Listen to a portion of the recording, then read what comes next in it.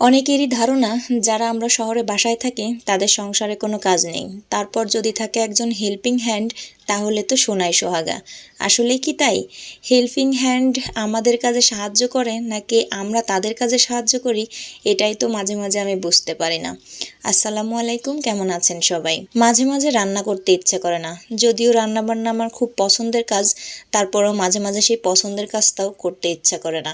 কিন্তু তাই বলে তো আর পেটের ক্ষুধা থেমে থাকবে না, খেতে তো হবেই।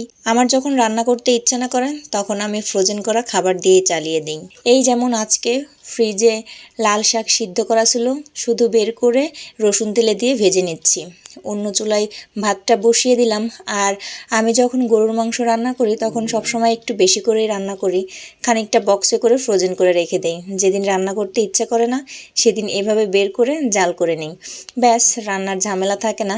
একদম আধা ঘন্টার ভিতর রান্নার ঝামেলাটা চুকিয়ে ফেলা যায়। বাবুর জন্য এই পাশে আবার নুডলসটা বসালাম, ও সকালবেলা নাস্তায় নুডলস খাবে। যাই হোক, রান্না না করে তো একদিন পার করা যায়, কিন্তু ঘরের অন্য সব কাজ না করে আর থাকাই যায় না। প্রতিদিন ঘরের কাজগুলো করতেই হবে। তারপরও যদি থাকে বাসায় দুষ্টু একটা বাচ্চা, তাহলে তো কোনো কথাই নেই। এমনিতেই আমি একটু গুছিয়ে টুছিয়ে থাকতে পছন্দ করি, এর জন্য প্রতিদিন কিছু করি আর না করি ঘরটা গোছাতেই হবে। অনেকে ধারণা যারা আমরা শহরে বসবাস করি তাদের সংসারে শুধু রান্নাবান্না আর খাওয়া ছাড়া কোনো কাজ নেই।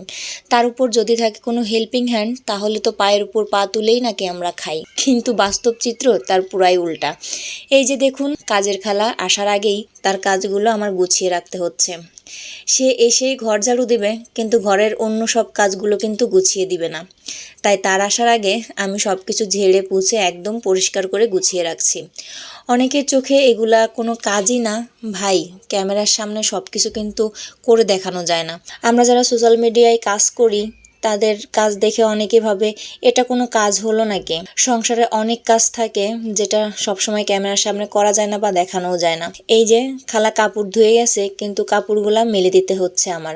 মাঝে মাঝে কাপড় ভিজিয়েও দিতে হয়। মাছ মাংস আনলে ওগুলা কেটে দিবে সে, কিন্তু ধুয়ে পরিষ্কার করতে হবে আমাকে। তাই মাঝে মাঝে ভাবি খালা আমার কাজে হেল্প করতে আসে নাকি খালার কাজে আমি হেল্প করি, এটাই মাঝে মাঝে মাথায় কাজ করে না। যাই হোক, যাদের ধারণা বাসা বাড়িতে কোনো কাজ নেই, মাত্র 1 মাসের জন্য তাদের আমার বাসায় আমন্ত্রণ রইল। তো আজকে মেহেরিমার বাবাকে সকালেই বলেছি আমি রান্না বান্নার থেকে ছুটি নিব। সত্যিই আজকে রান্না করিনি। রাতে দেখি মেহেরিমার বাবা অফিস থেকে ফেরার সময় এই তো কাচ্চি বিরিয়ানি নিয়ে আসছে।